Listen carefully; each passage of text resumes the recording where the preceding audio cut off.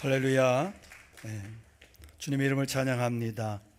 오늘도 하나님께 예배드리시는 예배드려 나오신 우리 사랑하는 성도님들 심령마다 주님의 은혜가 또 평강이 넘치시기를 축원합니다. 오늘날 우리 그리스도인들은 예수님을 믿는 것에 대해서 오해하는 부분들이 많습니다. 막연하게 교회 다니고 헌금 드리고 어느 정도 봉사하고 활동하면 당연히 내 인생이 다른 사람들보다는 좀 더 잘 풀려야 된다, 이렇게 생각을 합니다. 그러나 여러분, 예수님을 믿는다는 말은 예수 그리스도를 내 인생의 주인으로 모셔드리는 것이고 내 인격의 중심에 예수님을 모시고 살아가는 것입니다. 내가 입술로 예수님을 주라고 시인하는 것은 일회적인 사건으로 끝나는 게 아니고요, 그 입술의 고백의 의미는 내 자신의 전 존재와 인격을 담고 있는 거예요. 그래서 자신의 생명과 결부된 고백입니다. 예수를 믿는다고 하는 것은 우리의 전 인격 속에 하나님께서 계시는 것입니다. 성령님이 우리의 삶을 운행하시는 것입니다. 고난과 시련 속에서도 믿음의 눈으로 하나님을 바라보면서 그분을 영원토록 기뻐하며 즐거워하며 삶을 살아가는 것이 바로 믿음인 것입니다. 예수를 믿는다고 하는 것은 아무런 근거도 없이 내용도 없이 그저 교회를 왔다리 갔다리 하면서 막연히 그냥 잘 될 거야 를 되뇌이는 소위 비나이다식의 신앙이 아니에요. 우리 예수 믿는 것은 내 삶의 중심에, 인격의 중심에 예수 그리스도를 영접하고 주인으로 영접하고 인정하며 그렇게 살아가는 것입니다. 그럴 때 자유와 기쁨과 생명에 충만한 역사가 나의 삶에 임재하게 되는 것입니다. 예수님께서는 십자가의 길을 앞에 놓고 제자들에게 내가 너희를 사랑한 것 같이 너희도 서로 사랑하라는 말씀을 남기시고, 이제 가룟 유다가 떡을 받고 밤에 나갔기 때문에 제자들은 앞으로 펼쳐질 상황들에 대해서 몹시 불안해할 수밖에 없는 그러한 분위기 상황이었습니다.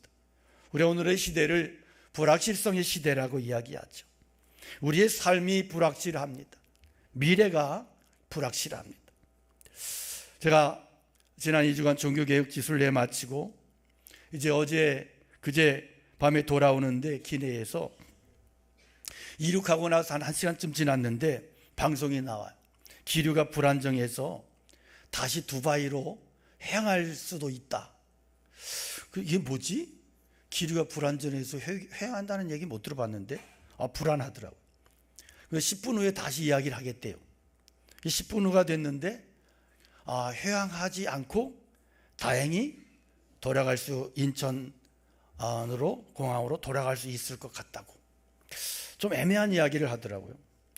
그나서 한참 지나고 나서는 이제 인천공항으로 가기는 가는데 주유를 해야 돼서 다른 공항에 임시 착륙을 해서 기름을 넣고 갈 수도 있대요.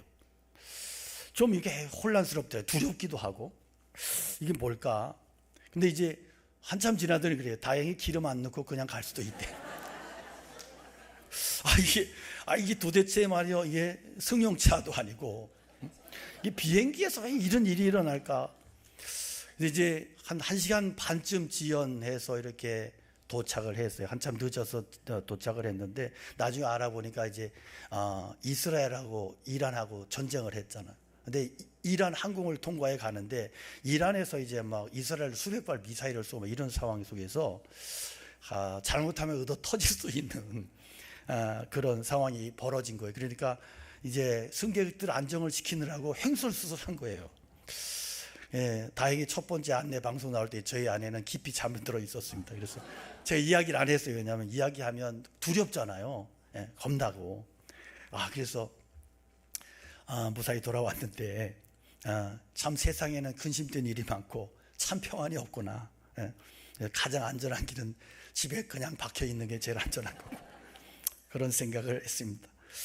여러분, 예수님의 제자들에게 있어서 그들을 지탱해주는 모든 힘은 예수님께로부터 왔어요. 그러니까 예수님 옆에 있으면 해결이 되는 거예요. 비록 자기들이 가난하고 힘들었지만, 때로는 힘들었지만, 그런 예수님이 계시면 어찌됐든 문제가 해결이 되는 거예요. 그러나 이제 제자들은 근심에 빠질 수밖에 없었는데, 왜냐하면 예수님이 떠나신다는 거예요. 근데요, 이 말씀은 그냥 단순한 희망사항이 아니고 아주 구체적인 사실이에요. 예수님께서 요한복음 13장에서 제자들에게 십자가를 예고하십니다. 3년 반 동안 예수님 배웠지만 십자가의 길을 그 뜻을 알지 못해서 제자들은 근심하는 거예요. 장래의 문제 때문에 근심이 되는 거예요. 그들은 예수님을 따르고 있지만 여전히 세상적인 꿈을 포기하지 못한 사람들이에요. 그래서 예수님이 이제 예루살렘 올라가신다니까 와, 이제 왕이 되시면 한 자리 해먹겠다고 막 그렇게 너무너무 부풀어 있었고, 그 꿈이 예수님 예루살렘 입성하실 때 절정이 됐어요. 이제 그 꿈 때문에 그동안 바라고 모든 힘든 것들을 견뎌냈거든요. 역경과 환난과 박해를 극복해냈거든요. 그런데 예수님이 이제는 갑자기 떠나신대요. 자기들을 두고 떠나신대요. 너희들은 내가 가는 곳에 올 수 없대요. 단절이에요. 절망과 근심이 앞을 가로막는 거예요. 그럼 우리는 어떻게 살지? 앞으로 우리의 미래는 어떻게 되는 거지? 걱정이 눈앞을 가리는 거예요. 근심이 눈앞을 가리는 거예요. 지금까지 염려하지 않고 살았는데, 주님이 계시지 않는데, 그런데 주님이 떠나신다고 하는 이 말씀은 뭐예요? 예수님의 십자가의 죽으심을 의미하는 말씀이죠. 제자들은 이 사실 인정하기 싫었겠지만 그 의미를 충분히 알아들을 수 있었을 거예요. 왜냐하면 분위기가 심상치 않았잖아요. 지금까지 자기들을 지켜주시던 정신적인 지주요, 믿고 따랐던 주님께서 잡혀 죽는데요. 그러면 이제부터 우리가 뭘 해야 될까? 제자들은 근심할 수밖에 없는 상황이 됐습니다. 예수님의 제자가 되기 위해서 다 포기했는데, 그런데 이제는 예수님이 떠나신다고 하고 자기들의 장래는 불안하기 짝이 없어. 이제 곧 죽으신대요. 모든 보호막이 사라지는 거예요. 서슬퍼런 바리새파 사람들의 공격은 어떻게 감당할 수 있겠어요? 그런데 이것보다 더 절망스러운 것은 예수님에 대한 배신감이에요. 아니, 우리를 따라오라고 할 때는 언제고 버리신다는 게 말이 되냐? 예수님에 대한 배신감이 그들이 가장 견딜 수 없는 고통이었던 거예요. 이렇게 불안한 두려움에 처해 있는 제자들에게 주님께서 말씀하세요. 너희는 마음에 근심하지 마라. 이건 단순한 희망사항이 아니고요, 뭐 어쩔 수 없지만 가능하면 걱정하지 마라, 뭐 이런 막연한 이야기가 아니고, 이 말씀은 명확하고 단호한 예수님의 명령이에요. 너 근심하지 마라, 그런 명령이에요. 아이가 쓸데없이 막 울을 때, 막 쓸데없이 고집 울을 때 엄마가 뭐라 그래요? 뚝! 그쳐! 울지 마! 예수님의 이 말씀은 그런 뜻이에요. 너 근심하지 마, 그거예요. 근심하지 않았으면 좋겠고, 어쩔 수 없겠지만 뭐 그러지 않았으면 좋겠어, 이런 게 아니에요. 명확한 명령입니다. 근심하지 마, 염려하지 마, 걱정하지 마. 지금 예수님 앞에서 불안에 떨고 있는 제자들을 향해서 예수님의 이 말씀은 무슨 말씀이냐? 하나님 죽지 않으셨다, 나도 죽지 않는다, 그 말씀이에요. 그래서 예수님은 하나님을 믿으니 또 나를 믿어라 말씀하세요. 근데 우리는 여기에서 하나님을 믿으면 됐지 뭐 예수님을 왜 믿으라고 하는 걸까 하는 의문을 가질 수 있어요.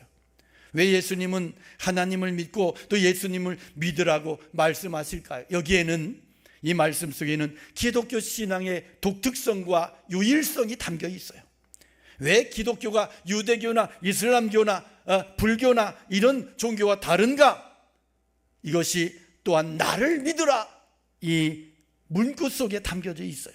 예수님이 바로 우리의 모든 고통과 근심으로부터 구원자로 보냄받은 하나님의 아들이시기 때문에, 요한복음 10장 30절에 주님은 분명히 나와 아버지는 하나다, 나를 본 자는 아버지를 보았다 말씀하세요. 그러므로 예수님께서 하시는 이 말씀은 곧 하나님 아버지의 말씀인 거예요. 나사렛 예수가 누구십니까? 성육하신 하나님, 주는 그리스도시요 살아계신 하나님의 아들이십니다. 가나의 혼인잔치에 오셔서 물로 포도주를 변화시키시고 공급해 주셨습니다. 사마리아 여인 만나서 그 여인을 구원해 주셨습니다. 죽었던 나사로를 살려내신 분이십니다. 그러므로 그분은 우리의 모든 고통과 눈물과 아픔을, 우리의 근심을 이해하시고 동정하시고 공감하시는, 함께 하시는 분이신 것입니다. 히브리서 4장 15절을 보면 우리에게 있는 대제사장은 우리의 연약함을 동정하지 못하실 이가 아니요 모든 일에 우리와 똑같이 시험을 받은 이로되 죄는 없으시니라 말씀하세요. 여기에 동정이라고 하는 단어가 개역 성경을 보면 체휼이라고 되어 있어요. 원어적인 의미는 함께 아픔을 동일하게 느낀다는 말이에요. 다시 말하면 이렇게 둘이 끌어안고 있는데 총알이 관통하고 나갔어. 총알이 둘을 뚫고 나갔어요. 이럴 때에 이것이 체휼이고 동정이라는 단어예요. 너 아프니? 나도 아파. 동일한 아픔이에요. 너도 총을 맞았고 나도 총을 맞았어. 그 아픔을 동일하게 느끼는 거예요. 이것이 바로 주님이 우리에게 함께 하시는 아픔이고 느낌이고 주님이 함께 하시는 그 바로 그러한 상태를 말씀하시는 겁니다. 그래서 이 말씀을 표현해낸 그 찬양이 있죠. 너 고통당할 때 주님이 너와 함께 고통을 당하시고 너 짐지고 갈 때 주님이 너의 짐을 가볍게 하시며 너 슬플 때에 주님이 위로의 눈길로 너와 동행하신다. 할렐루야. 그래 우리 주님은 우리의 연약함을 진히 공감하시고 끌어안아 주시고 치유하시고 고쳐주시고 함께 하시는 분이세요. 그러므로 하나님을 믿고 예수 그리스도를 믿음으로 순종하며 나갈 때 모든 염려와 근심으로부터 자유케 된다는 사실을 믿으시기를 축복합니다. 여러분, 신앙이 뭔가? 우리가 하나님을 내 생각과 내 의지로 그렇게 아버지라 부르고 내 의지대로 믿어서 그래서 내 걸음걸이로 이렇게 나온 거냐? 아니에요. 그렇지 않아요. 하나님 아버지가 나를 부르셨고 오직 그 은혜로 전적인 그의 부르심을 따라 우리가 여기에 있는 것입니다. 예수 그리스도를 주라 시인하고 성령 안에서 그렇게 시인하고 고백하고 그 믿음을 선물로 받아서 그래서 우리가 여기에 이렇게 있는 겁니다. 오직 우리의 주인 되시는 주님께서 나를 불러주신 거예요. 내가 그 부르심 안에 순종하고 여기에 있는 거예요. 그분의 은혜 안에 있는 거예요. 그렇기에 우리가 무엇을 염려하고 근심할 것인가 하는 거예요. 염려와 근심은 비생산적이고 비신앙적입니다. 예수님 마태복음 6장 30절에서 오늘 있다가 내일 아궁이에 던져지는 들풀도 하나님께서 이렇게 입히시는데 하물며 너희가 뭐냐? 믿음이 적은 자들아. 그러므로 염려하여 이르기를 무엇을 먹을까 무엇을 마실까 무엇을 입을까 하지 말라. 그렇게 말씀하고 계세요. 물론 세상 살아가면서 한순간 염려 근심할 수 있죠. 그러나 염려 근심 속에 붙들려서 근심 걱정의 노예가 돼서 믿음의 삶을 살아갈 수 있다면, 믿음의 삶을 살아갈 수 없다면 이것은 너무나 안타까운 불행한 일이에요. 물론 예수 믿으면 교회에 나오죠. 그 주일마다 예배 드립니다. 이것은 분명히 예수 믿는 일부예요. 그리스도인들의 예배만큼 중요한 게 없어요. 그러나 교회 다니는 것으로 내가 교회 다니고 예배 드리니까 이걸 믿음의 전부라고 생각한다면 이것은 그릇된 확신에 안주하는 매우 위험한 생각이라는 겁니다. 오늘 이 시대는 예수 믿는 자와 믿지 않는 자가 뒤섞인 채로 도대체 뭐가 다른지도 알 수 없는 세상이 됐어요. 교회와 세상을 오가면서 적당하게 양편을 다 쫓고 양편을 붙잡고 왔다 갔다 이렇게 하면서 적응하고 그래도 예수 믿는 거로 쳐주는 그런 참 여유로운 세상이요. 여러분, 저는 오늘 여러분께 도전해요. 진짜 예수님을 믿고자 하십니까? 진정한 믿음을 갖기 원하십니까? 하나님 믿고 예수 그리스도가 하나님의 아들 되심을, 구원자 되심을 믿으십니까? 그렇다면 여러분, 하나님께 그리스도께 얼마나 관심을 가지고 얼마나 집중하며 지금 살고 있느냐 하는 거예요. 억지로 습관적으로 교회 왔다 갔다 하는 명목상의 신자는 아닌가? 아니면 진실로 하나님을 믿고 그분을 정말로 진실함으로 경외하고 사랑하고 그렇게 섬기려는 무릎 꿇는 심정으로 그렇게 이 자리에 나와서 예배를 드리시는 겁니까? 자신에게 진지하게 물어보십시오. 내가 과연 믿음 가지고 여기에 왔는가 말입니다. 과연 내 삶의 동기와 목적이 온전히 하나님으로 그렇게 고백하는 믿음 가지고 나오셨습니까? 아니면 갈등하고 있는 것은 아닙니까? 진실로 살아계신 하나님과 또한 예수 그리스도를 나의 구원자로 믿고 그분이 나의 부활이요 생명이요 구원이심을 믿는다면 우리는 이 두 세상 가운데 두 개 관계 속에서 머뭇거리고 방황할 수 없다는 거예요. 이사야 선지자가 경고해요. 1장 12절에 보면 너희가 내 앞에 보이러 오니 이것을 누가 너희에게 요구했느냐? 내 마당만 밟을 뿐이니라. 헛된 재물 가지고 가져오지 말라. 그리고 분향은 내가 가증히 여기는 것이고 월삭과 안식일과 대회로 모이는 것도 그러하다. 성회와 어울러 악을 행하는 것을 내가 견디지 못하겠다 말씀해요. 무슨 얘기냐? 하나님께 열심히 나오는 것만 가지고 하나님 믿는다고 말하지 말라는 거예요. 얼마든지 잘못된 믿음 가지고 이곳에 나올 수 있다는 이야기예요. 경고의 말씀이에요. 오늘 이 시대 교회가 왜 힘을 잃고 있을까요? 불신자들이 너 예수 믿냐? 너도 예수 믿냐? 너도 교회 다니냐? 너 같은 것도 목사냐? 비웃고 있어요. 변화된 삶의 모습을 보면서 야, 너 어떻게 해서 예수 믿게 됐니? 궁금해하고 묻지를 않아요. 오늘 저와 여러분에게는 하나님을 믿는 자로 살 것이냐 말 것인가에 대한 치열한 영적 싸움이 있어야 돼요.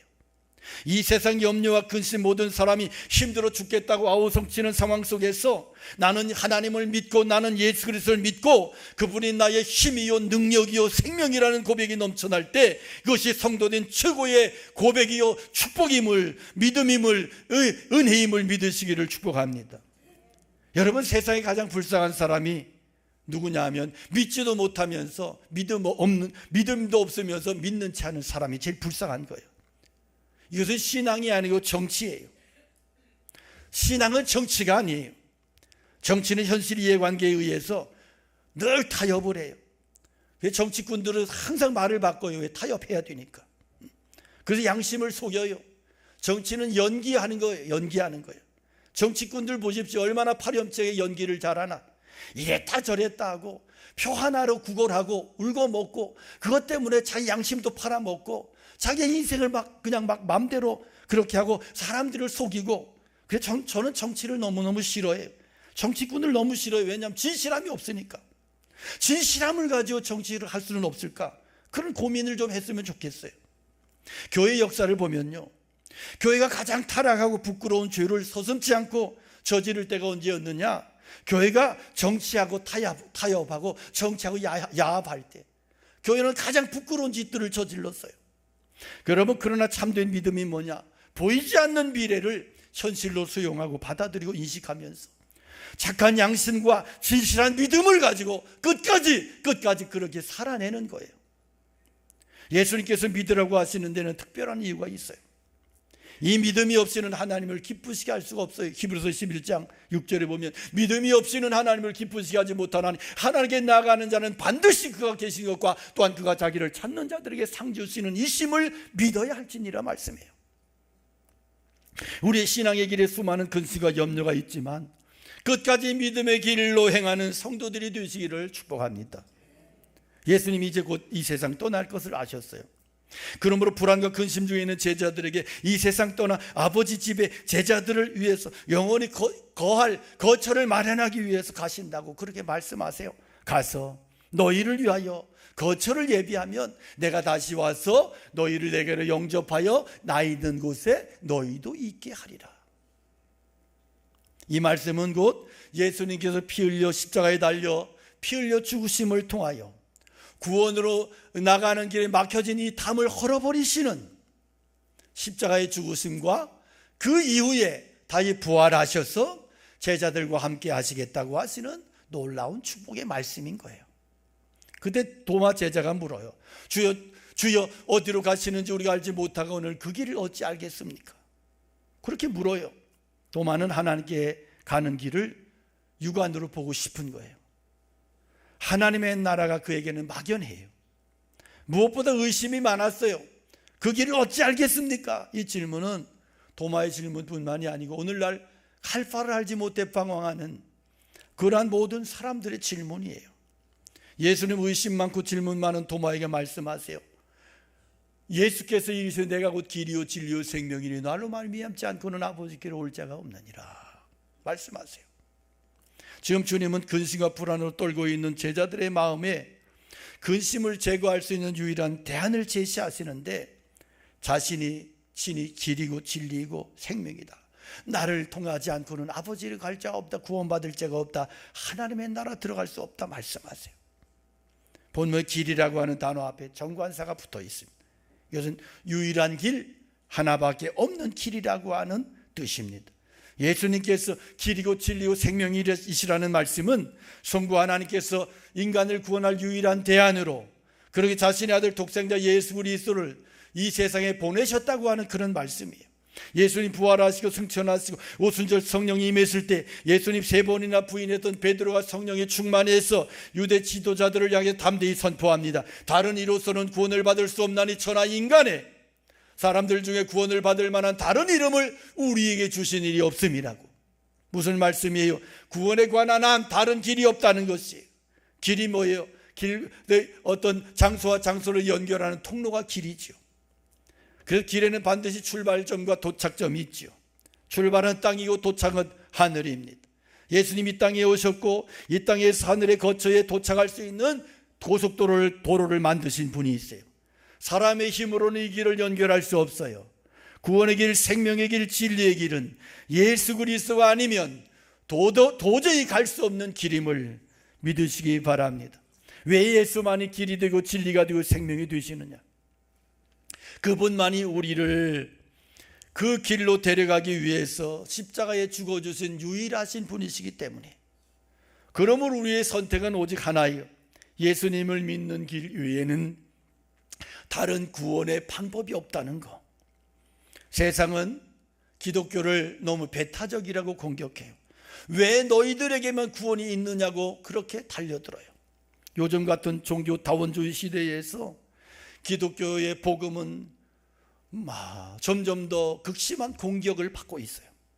이 세상에는 구원의 길처럼 보이는 수많은 종교들이 있지 않습니까? 겉으로만 보면 다 비슷해 보이죠. 모든 종교가 사랑을, 자비를, 이웃에게 선행을 이야기해요. 마치 객관식 문제처럼 정확하게 알지 못하면 전부 다 비슷비슷한 거예요. 그러나 정답은 하나밖에 없다. 진리는 하나밖에 없는 거예요. 그래서 진리인 거예요. 오직 길, 진리, 생명이 되시는 예수 그리스도만이 유일한 구원의 길이 되신다. 진리가 되신다. 믿으시기를 축원합니다. 모든 종교가 하나라고 주장하는 사람들 보면 아주 굉장히 휴머니스트, 인격주의자 같아요. 평화주의자들 같아요. 그러나 여러분, 태양이 하나인 것처럼 진리 역시 하나예요. 만일 태양이 한 서너 개쯤 되면 다 새까맣게 다 죽을 거예요. 죽느냐 사느냐의 문제가 달려있는데 불교도 좋고 유교도 좋고 무슬림도 좋고 다 좋다, 이런 정신 나간 이야기가 어디 있겠어요. 구원의 길은요 다다익선이 아니에요. 오직 주 예수 그리스도 하나밖에 없단 말이에요. 기독교의 복음은 어떤 도를 깨우치는 게 아니에요. 기독교의 유기가 뭐예요? 생명이 되시고 길이 되시고 진리가 되시는 예수 그리스도가 자기의 탐욕을 이루는 성취하기 위한 수단으로 바뀌어지는 게 기독교의 진짜 유기인 거예요. 이 세상의 것들로 자신의 보상받는 유혹을 뿌리치지 못하는 현실, 이 싸움에 우리의 에너지를 다 빼앗겨버리고 그 예수 믿는 기쁨과 예수 믿는 당당함이 사라져버린 거예요. 그것을 회복하지 못하는 거예요. 여러분, 기독교의 복음은 구원의 길 되시는 예수와 내가 어떤 관계에 놓여 있는가에 있어요. 그분을 소유하는 것, 그분이 내 인생의 주인이 되시고 나를 다스리시고 나를 섭리하시느냐, 이 싸움에 있어야 되는 거예요. 예수님께서 항상 우리에게 묻는 것은요, 너는 나를 어떻게 생각하느냐는 거예요.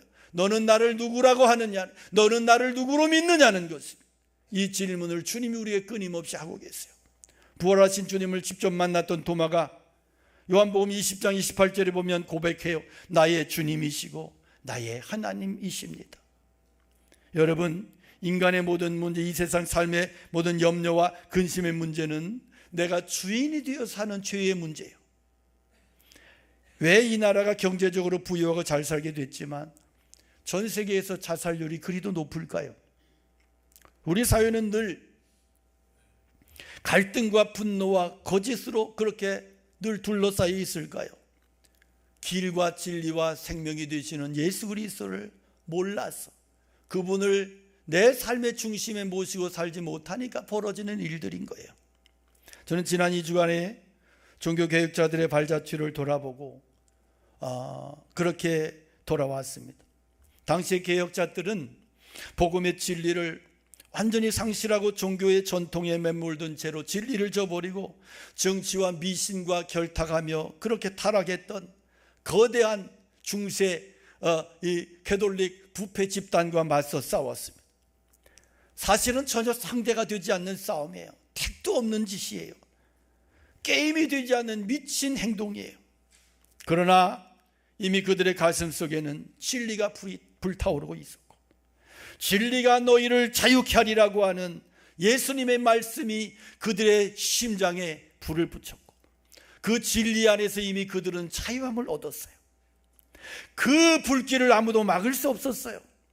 그래서 그들은 순교의 신앙으로 맞설 수밖에 없었어요. 마침내 복음의 진리가 승리했습니다. 여러분, 한번 진리 안에서 자유를 누린 사람은 그 어떤 것으로는 만족이 안 돼. 진리 안에 자유를 누린 자는 그 자유를 누구도 막을 수 없는 거예요. 그래서 그들은 순교도 마다하지 아니하였고 복음의 진리로 자신들의 삶을 하얗게 불태웠어요. 보름 동안 순례길을 걸으면서 많은 것들을 느끼고 은혜를 받았습니다. 그분들의 그 순교의 피로, 그 영성으로, 그 믿음으로 오늘의 제가 있다는 사실을 발견하고, 그리고 감사한 것은 그들이 닦아놓은 그 길을 제가 걸어가고 있음이 너무너무 감사했어요. 그들의 영성과 신앙을 달라고 순교의 횃불로 사라져가면서도 진리를 지키며 그 진리 안에서 진정한 자유를 외쳤던 그 믿음을, 그 신앙을 저에게도 끝까지 이 신앙 소유하고 걸어가기를 기도했습니다. 오늘 우리가 살아가는 사회적인 경제 시스템은 인간의 무한한 욕망을 자극하는 방법으로 이루어져 있어요. 그래서 아무리 벌어도 아무리 소유해도 행복하지 않아. 늘 배고프대, 늘 불만이야. 여러분, 정말 행복하십니까? 우리나라 인구의 태반 이상이 가난하다고 생각해. 먹고 살만한데 죽을 만큼 그렇게 가난하다고 피의식에 쩔어 있어요. 너무너무 불행한 사실이에요. 누군가 비교하면 나는 여전히 가난하다고 그렇게 불만스럽고 늘 불만 속에서 살고 있는 거예요. 우리 예수 믿는 성도들도 별로 다르지 않은 것 같아요. 믿음을 가지고 있다고 하는데 여전히 예수 복음에는, 십자가의 복음에는 관심이 별로 없어요. 살아가는 모든 추구하는 대상이 세속적이야. 자본주의에 쩔어 있어. 예수 중심으로, 복음 중심으로 살아가야 될 텐데 너무 예수님에게 관심이 없지 않아요? 예수님을 믿는다고 하는데 보이지 않는 중요한 진리에 관심이 없어요. 그런 삶을 살려고 하지 않아요. 여러분, 믿음의 삶이라고 하는 것은 보이지 않는 진리의 길, 생명의 길을 따라가는 것이에요. 보이는 것을 쫓아가는 것은 확인이지 이건 신앙, 믿음이 아니에요. 예수 그리스도 안에 있는 영생을 선물로 받는 순간 하나님의 새 생명을 누리며 살게 되는 것입니다. 그 길, 그 진리, 그 생명 되시는 유일한 그 길이 예수 그리스도임을 믿고 날마다 그분 앞에 나아갈 때 새 생명의 역사가 우리의 심령의 삶에 나타나게 될 줄로 믿습니다. 여러분, 기독교의 복음이 2000년 동안 생존해온 이유가 뭐겠어요? 그 이유는 오직 예수 그리스도만이 길이고 진리이고 생명이기 때문에 그렇습니다. 오직 예수 그리스도가 우리의 모든 근심과 고통 속에서 구원할 자로 보냄받으신 하나님의 아들이시기 때문입니다.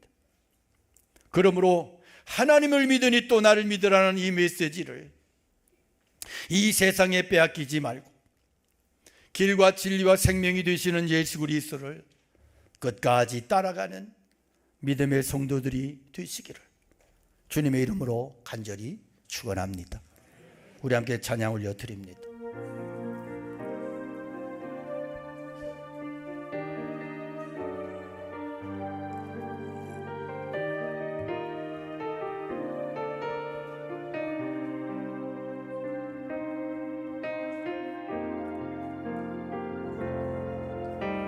슬픈 마음이 있는 자, 몸과 영혼 병든 자, 누구든지 부르시오.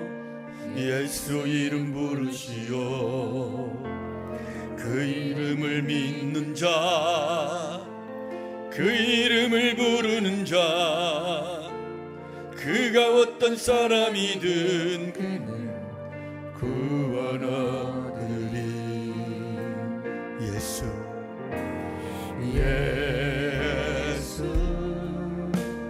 예수 구원 능력의 그 이름 예수 나 외쳐 부르네.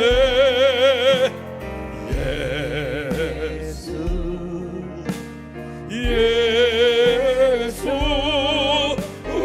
구원의 그 이름 예수 나 외쳐 부르네. 예수 그리스도.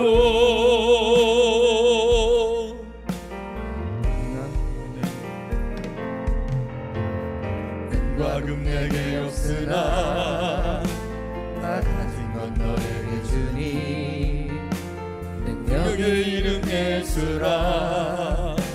그 이름을 붙드시오. 그 이름을 믿는 자, 그 이름을 부르는 자, 그가 어떤 사람이든 그는 주의 영광 보리라. 아멘.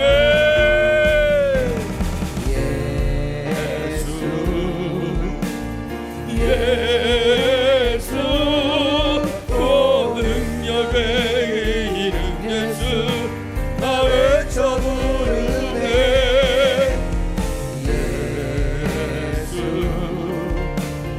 예수 오 구원의 그 이름 예수 나 외쳐 부르네.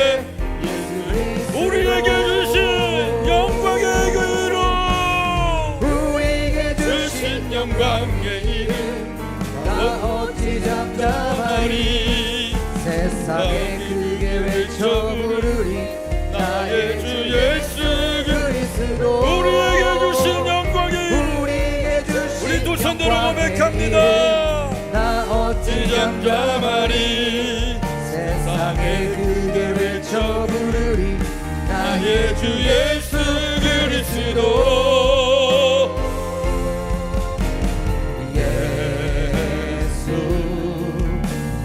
예수 오 능력의 그 이름 예수 나 외쳐 부르네.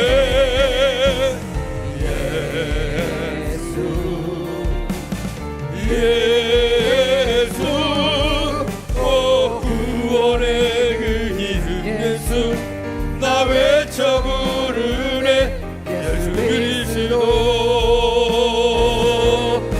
예수의 이름은 세상의 소망이요. 예수의 이름은 천국의 길. 다시 한번 고백합니다. 예수의 이름은 예수의 이름은 세상의 소망이요.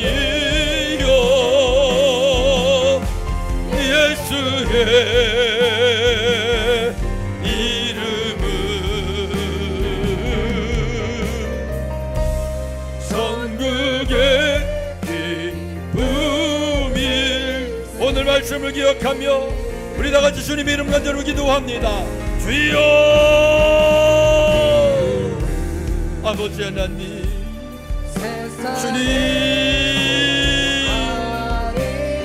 주님만이 나의 생명이 되심을 고백합니다. 주님만이 나의 구원이 되심을 고백합니다. 주님만이 나의 모든 것이 되시고 나의 주인이 되시고 나의 구원의 주님이 되시고, 그래서 내가 세상을 살아가지 세상 속에 살지만 그러나 세상을 밟고 서서 하나님 구원의 생명 받은 자로 그렇게 세상을 이겨내며 믿음의 승리의 삶을 살아가는 거룩한 하나님의 종들로 저희를 세워주시고 저희들의 믿음을 다시 한번 새롭게 하시고 저희들의 신앙을 축복하여 주시옵소서. 주님 역사하여 주시오. 은혜를 더하여 주시옵소서.